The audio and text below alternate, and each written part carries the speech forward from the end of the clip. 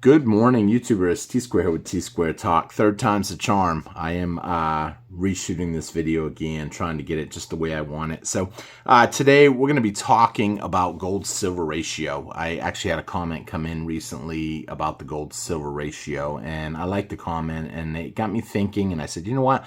I want to do a video on it today about that. And it is Friday morning, the end of the week. We're about ready to kick off the weekend, so I think it's going to be a pretty good video and hopefully have some good results. If you really want to help me out, hit that thumbs up button right off for me. Leave me a comment. If you're not subscribed, hit that subscribe button. On top of that, if you would like to become a member, right now it is only $1.99 to become a member, and you have all your comments go directly to my phone. So if you have any questions or comments that you want to make sure I see, that's a good way to be seen. I do have over 3,500 videos, which means I can't catch every single comment. But if you're a member and your comments are going directly to my phone, I can't miss it because I instantly have it. So, and on top of that, as an added bonus, we do a special membership event every month, and you have a shot at winning a really cool prize. So with that being said, let's jump right in and get talking about the gold-silver ratio. So right off the bat, I'm going to pull out something here. Let's see here. Just grab one of these. So these are just small 1/10 ounce gold coins. I have a big one right here, but I to make it easy for people to really understand. So this is 1 ounce of gold. This is 1 ounce. It's not anything super special. It is certified NGC, but personally, I'm not a big fan of paying for plastic. I'm after the gold inside of it, and that is it. Some people, they like certified coins. They don't mind. They understand that collectability is important. And to a certain group of people, that I understand that. If you want to have something that no one else has, that's where a lot of this type of stuff comes in. However, I happen to get a really good deal on this, and so I picked it up. And I actually might be trading this off to somebody for a regular 1 ounce gold coin, not graded, handled, nothing special. And on top of that, I'm going to get some extra groceries for free. So I'll still have 1 ounce of gold.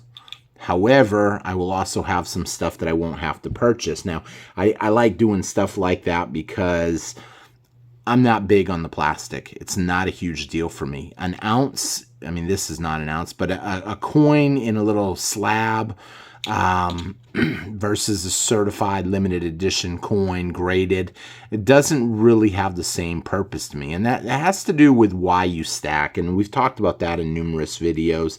If you guys want to hear a video on the different reasons why people stack, I can do another one. Just leave a comment saying that. But I stack for the metal. I stack because it preserves my wealth. And anybody that has any doubt in that can just pick up any coin and hold it for a year and see if you didn't preserve your wealth. See if the coin is not worth more today than it was a year ago. I mean, you take a coin like this, it's 1 ounce of gold. I'm not trying to make any money, any profits, but if I can better my quality of life and still have my ounce of gold, it's worth it to me. And that's why I kind of broke this out for someone who wanted to take a look at it and possibly trade and work out a deal with me on it.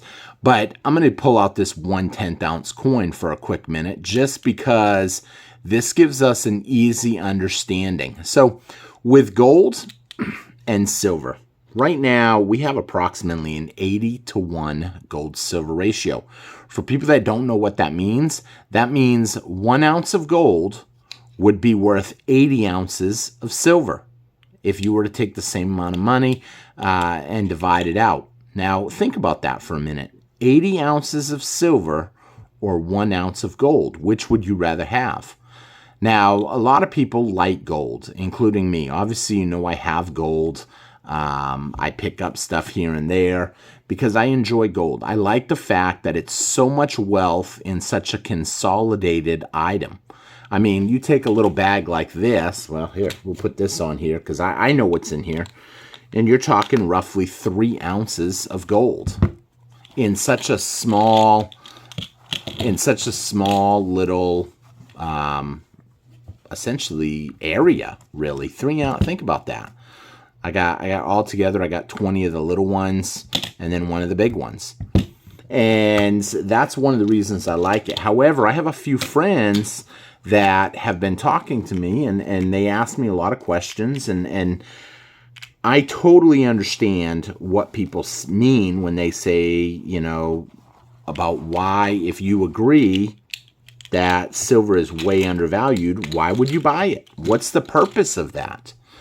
And a lot of that comes down to, with, like I said, it's just a consolidated form of wealth. Silver takes up a lot of space.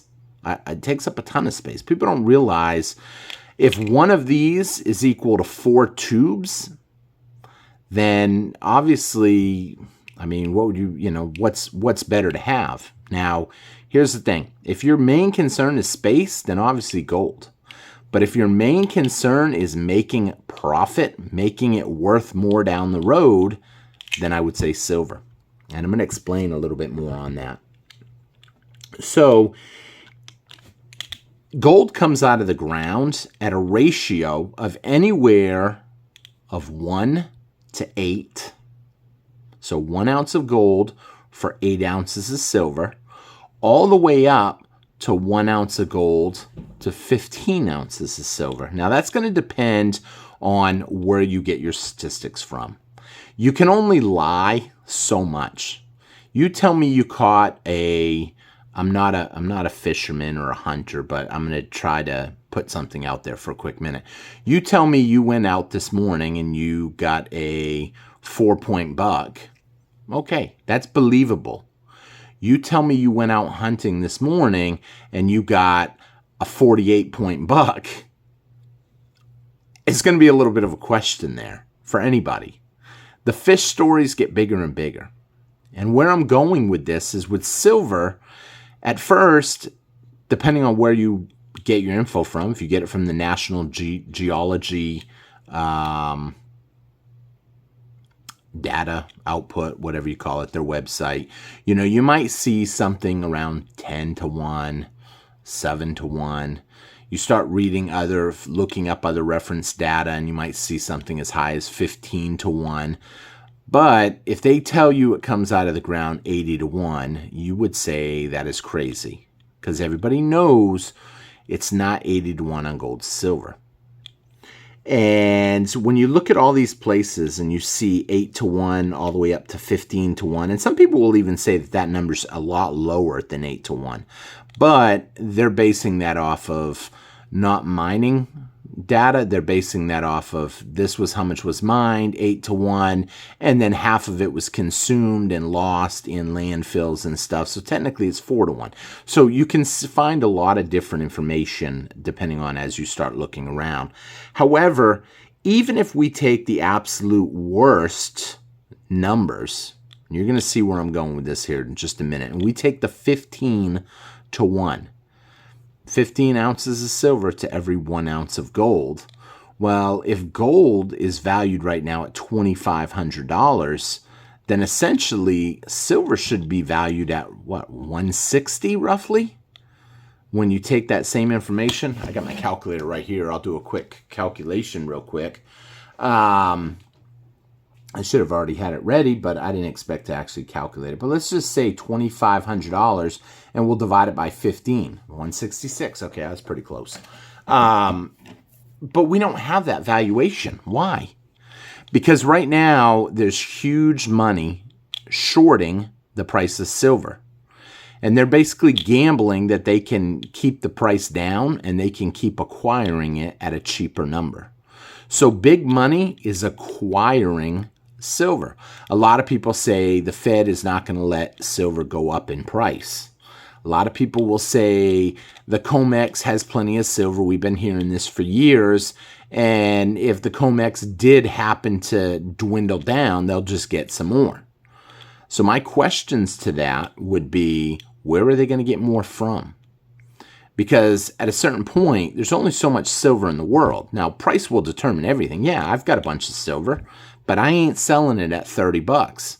I wouldn't sell it for anywhere near what I paid for it. Why? Because I think it's worth more.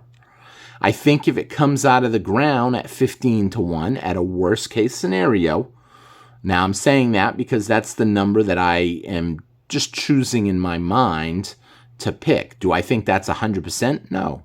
But I'm going to choose the 15 one so I can have less argument from people that can't cite any kind of data that shows me any numbers that are higher than 15 to 1. When trying to find data on why silver is priced 80 to 1, they will simply tell you, crazy things like, oh, it's supply and demand. Okay, that doesn't really explain anything. Supply and demand, it could be 15 to 1 priced, and it's still supply and demand. They want to make the argument that people don't want silver, but if that's the case, the COMEX would not be showing that their inventories are being depleted lower and lower and lower.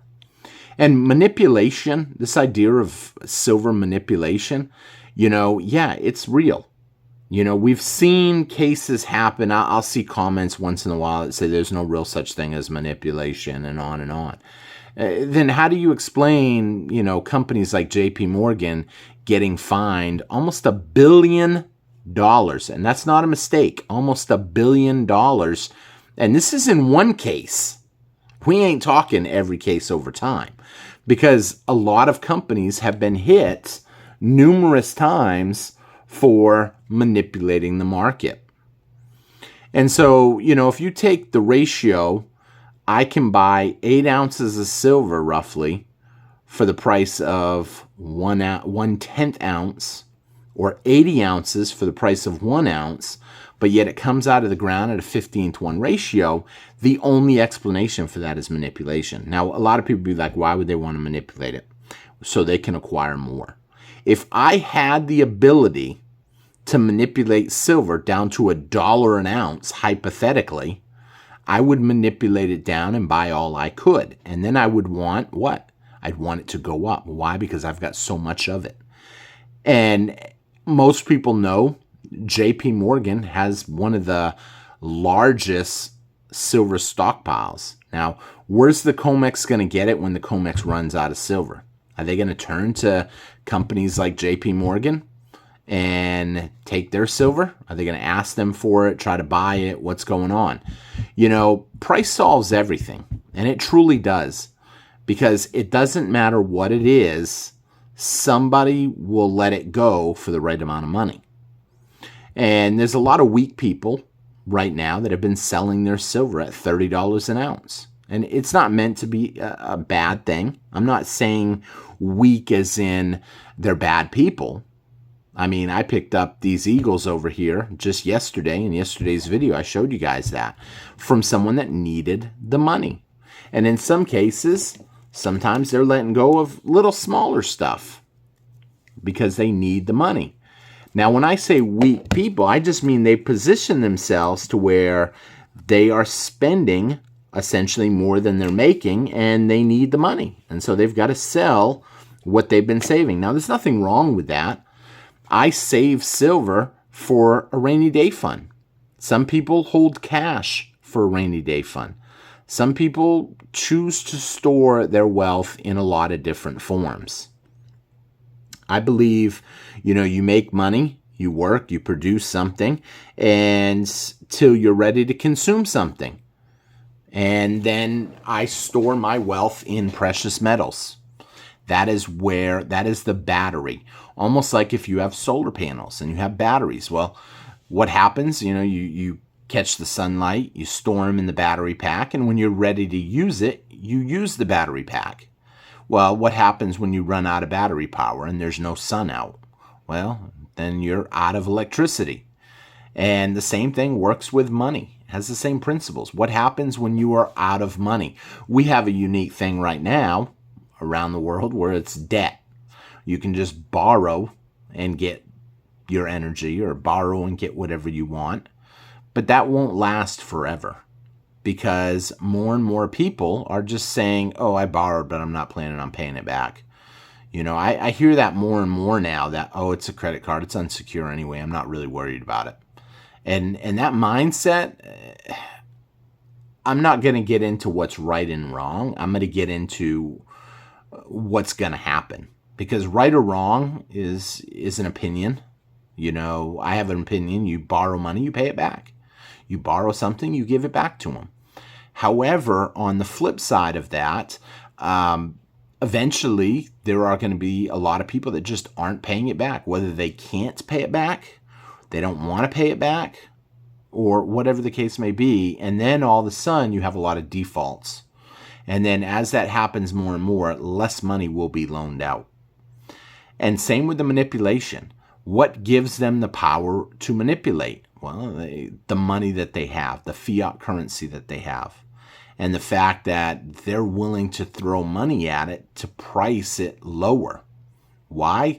Because if they can borrow money, push the price down, and then acquire as many ounces as they can, they'll make enough money. As soon as they let it go, what's going to happen? It's going to pop right back up again. Then they can just sell part of it and pay back the money.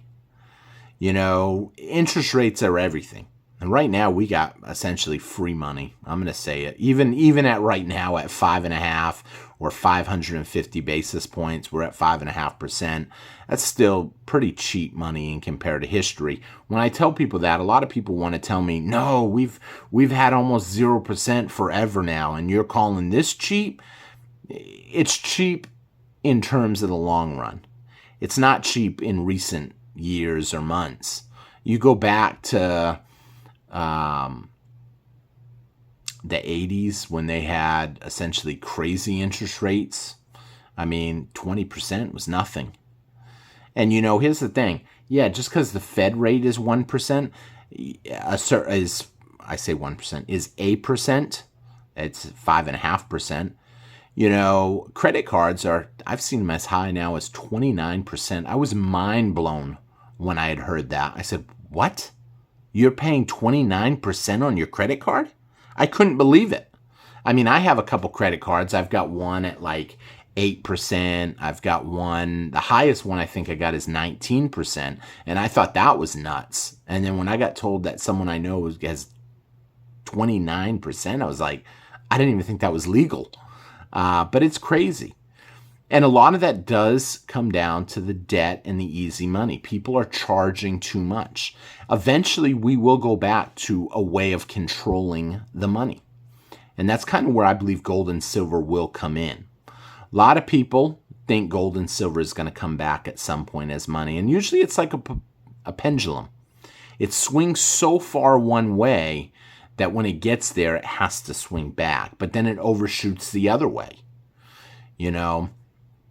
And some people, I'll be honest, I have a little bit of doubt on how it's going to happen, because I also do read the Bible, and I believe that eventually they'll have control over the money. And in order to do that, I think they'll have to use central bank digital currencies. And if they don't want you buying or selling or trading, they're going to have a way to shut you off. And you can't exactly do that with gold and silver coins. However, part of me says they know that gold and silver is a way to kind of even things out. And so I think maybe they'll come up with a central bank digital currency that will be backed by gold and silver. Now, defining something being backed, it doesn't necessarily mean that you can trade it in. In the old days when we first had silver certificates, I had one here, but I don't even know where it went now. I just glanced over when I thought about it. But a silver certificate in the old days, you could exchange it for an ounce of silver. You can't, or $1 worth of silver. You can't do that with today's note. In fact, Federal Reserve note. Take a minute and look up the definition of what a note is. A note is usually debt. I don't know if that will come up now, but I'm gonna hit it real quick. I'm just kind of curious. What is the definition of a note? Here's the definition of note. A brief record of facts, topics, or thoughts written down as an aid to memory. Nah, in the old days, you used to actually say a note is basically a lien. But I don't know. Nowadays, the definitions on everything is being changed. I'm just kind of combing through while I'm doing it. In fact, I'm going to look it up right now and pause. Okay, so I had to actually look up the legal definition, and that's why it didn't come up. So the legal definition of note, not just the everyday definition, a promise to pay the bearer a certain sum of money. And, that's what this is when you think about it. It's a debt note to pay. And, people accept this. They believe that, oh, hey, even though, it's an IOU from the government, people don't realize this has no backing. They can print as much as they want. And then they can print it and use it to beat down the price of real money, sound money. And then they can buy it up, since the average person does not realize. They don't know about real money. It's funny because they have dumbed us down. You try to talk about this on YouTube, and a lot of it just gets kind of pushed aside. It doesn't really hit the algorithm the way a funny video of someone being silly would. I mean, I go run outdoors in a lightning storm, that video would probably go viral. However, a video where you try to educate people on sound money and them type of videos don't really do as well. Why? It's a huge scam. It's a scam to convince you to work your life away for plastic junk that you don't need and just get instant gratification so you can essentially go even more in debt. So then you're working your life away just to pay the interest on what you already owe. I actually know some people that owe a bunch of money and they literally go to work just to make the minimum payments. You don't want to be in that position. And it's hard. Once you've gotten in that position, it's hard to dig yourself out. It's not super hard if you know some of the tricks. And there are tricks out there that you can do to get it nipped in the butt. I mean, I paid off a house in about 3 years. And the way I did that, I took a 0% credit card. Well, how many people really know when you make a house payment, what percent of that payment goes to your house and what percent of that payment goes to interest? Could it be dangerous? Yeah, it could have been if I kept making the minimum payment. And okay, so minimum payment's this, I put it on the credit card and that's all I pay. But here's the thing. First automatic thing that I had to do was just say, you know what? If the payment is $800 a month, you make sure $800 is going on that credit card, bare minimum. If you had $800 to pay the house payment, you have $800 to pay on a credit card payment. Oh, but the minimum's only $2. No, that's the quickest way to stay in trouble. A lot of people don't realize the tricks that are in place to put people in a good position. But what they do realize is, oh, I can just have this big screen TV now and put it on a card, and I'm just only paying $20 a month for the rest of your life. And that's how they want people to be. They don't want you investing in precious metals. They don't want you to be money wise. That's why they don't teach money anymore in school. I mean, you don't even learn now how to balance a checkbook in school. I mean, it's crazy. We're talking regular school, not college. I mean, yeah, you can go to school for finance and stuff, but, in public schools, what do they teach you? So with that being said, we're going to wrap up here. In short, real quick, that's why I like silver versus gold. I like silver better because it's been beat down so low that eventually when they let go of it and the price shoots back up to a 15-to-1 ratio, silver is going to go a whole lot higher because it's not likely that gold is going to come down to equal a 15-to-1 ratio. Because if it did, gold would have to plunge in price to same thing, about $180, $200 maybe at most. And if that was going to happen, it's not likely. The gold would be bought up instantly, but not everybody's buying up the silver because they don't understand it. So with that being said, going to end it here. Thank you all for watching. I kind of went over where I wanted to go, but I try to keep my videos right around 20 minutes, even though I'm over. So thank you all for watching. I will see you guys again on T-Square Talk. Take care, everybody, and have a great day. Bye-bye.